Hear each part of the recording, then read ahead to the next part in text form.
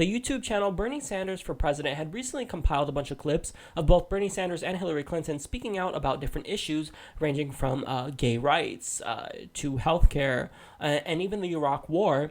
And it's really insightful because it just proves that Hillary Clinton just keeps getting it wrong, whereas Bernie Sanders has been right all along. Take a look.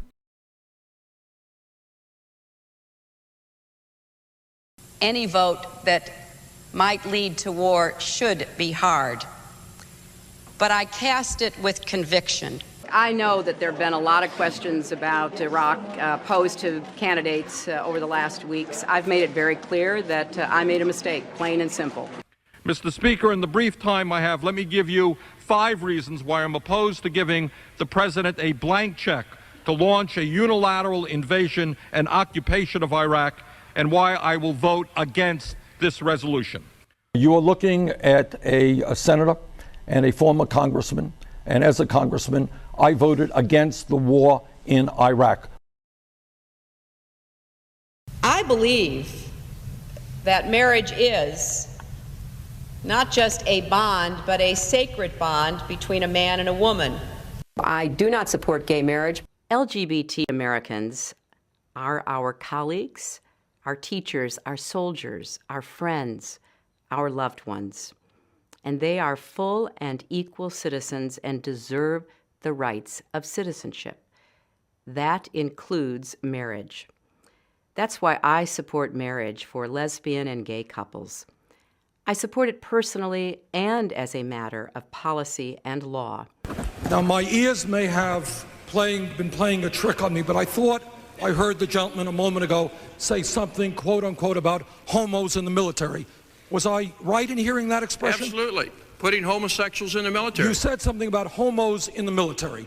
Was the gentleman referring to the many thousands and thousands of gay people who have put their lives on the line in countless wars defending this country? Was that the group of people that the gentleman was referring to? I'm talking about the military. People in the military do not support. That's not what we were talking about. You used the word homos in the military. You have insulted thousands of men and women who have put their lives on the line. I'm talking about you and liberals like you that keep. I go out to high schools all over the state of Vermont. I go to the conservative parts of the state, and I ask the kids, I said, raise your hand. Tell me what you think about gay marriage. And kids kind of shrug their shoulders, and they say, what are you talking about? What is the big deal? Which is exactly what we've always wanted in the first place. What is the big deal? All right. And let me also say, I will defend the Affordable Care Act. We've got to defend the Affordable Care Act. It is time that the United States of America join the rest of the industrialized world and guaranteed health care to all people as a right, not a privilege. President, would you sign a bill, yes or no, please, in favor of allowing the Keystone XL pipeline? This is President Obama's decision, and I am not going to second guess him because I was in a position to set this in motion, and I do not think that would be the right thing to do. So I want to wait and see what he and Secretary Kerry decide. If it's undecided when I become president, I will answer your question. If you listen to what the scientific community is saying overwhelmingly, is that climate change is real. It is caused by human activity. It is already causing devastating problems. So my response to Senator Hoeven is listen to the scientific community. We have got to, as a nation, lead the world in transforming our energy system away from fossil fuel and into energy efficiency and sustainable energy. Frankly, we will look like fools throughout the entire global economy if we are advocating more and more dirty oil at the same time as we're talking about the need to combat global warming. So we have got to defeat this Keystone pipeline. We've got to rally the American people to do it, and we've got to get President Obama to be strong on this issue. We need to fix our dysfunctional political system and get unaccountable money out of it once and for all, even if that takes a constitutional amendment. And while Mrs. Clinton takes aim at the influence of money, she has not distanced herself from the several super PACs that are backing her, or the cast of wealthy donors who are also supporting her campaign. In terms of the politics of America, as a result of this disastrous Citizens United Supreme Court decision, clearly the billionaires, Koch brothers and others, are owning the political process. They will determine who the candidates are. And let me say this thing. If elected president, I will have a litmus test in terms of my nominee to be a Supreme Court justice. And that nominee will say that we are going to overturn this disastrous Supreme Court decision on Citizens United, because that decision is undermining American democracy. I do not believe that billionaires should be able to buy politicians. Hillary Clinton says she is going to have a super PAC, says she has to do it. She doesn't like it, but she has to do it to compete. What about that? I understand where she's coming from. I will not have a super PAC. Look, we announced a week and a half ago, Bob, and since that time, we have had 200,000 people go to BernieSanders.com to sign up for the campaign. We've had close to 90,000 contributions. Do you know what the average contribution was? It's about $43, 43 bucks for middle-class working families. So I don't think we're going to outspend Hillary Clinton or Jeb Bush or anybody else. But I think we are going to raise the kinds of money that we need to run a strong and winning campaign. So I think the video is fantastic. It does a phenomenal job at highlighting the differences between both candidates. So now, admittedly, I've gotten a lot of heat from Hillary Clinton supporters because they contend that progressive channels such as the Humanist Report and Secular Talk and the David Pakman Show, well, we're just being too mean to Hillary Clinton. And one Hillary supporter said on Twitter that progressives are being so mean to Hillary Clinton that the Democrats should boycott the national election if Bernie Sanders gets the nomination, just to spite Bernie's supporters.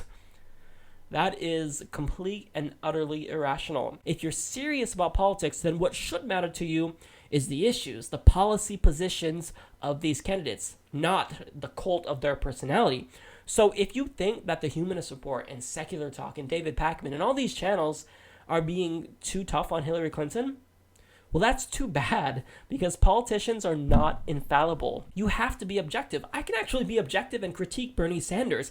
I can say that I want him to actually take a stance when it comes to recreational marijuana. I can say I wish he would have jumped on the Black Lives Matter platform a lot sooner. I don't know if Hillary Clinton's supporters can do this. I mean, can they say, look, I agree with Hillary Clinton. I like that she's a centrist, because that's a perfectly legitimate position to be on the ideological scale. But how are you not angry at the fact that she can't answer questions about the TPP, about the Keystone XL pipeline? Doesn't that bother you? Don't you think that hurts her chances of winning? I mean, that's the problem, is that Bernie Sanders, he's taken a beating from the media, from other Democrats. So he actually has this constructive criticism that he can work with. Hillary Clinton has seemed like a god. She was the presumptive nominee since probably 2012, when we all realized that Obama was reelected, and now he can't run again, so it's probably going to be Hillary next time.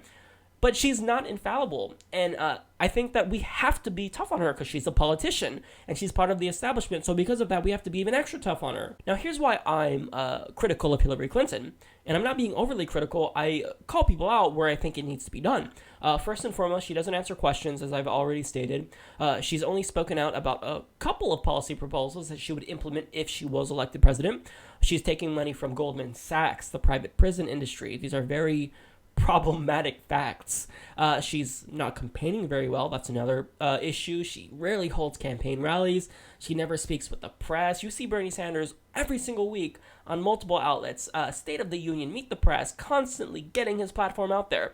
But where's Hillary Clinton?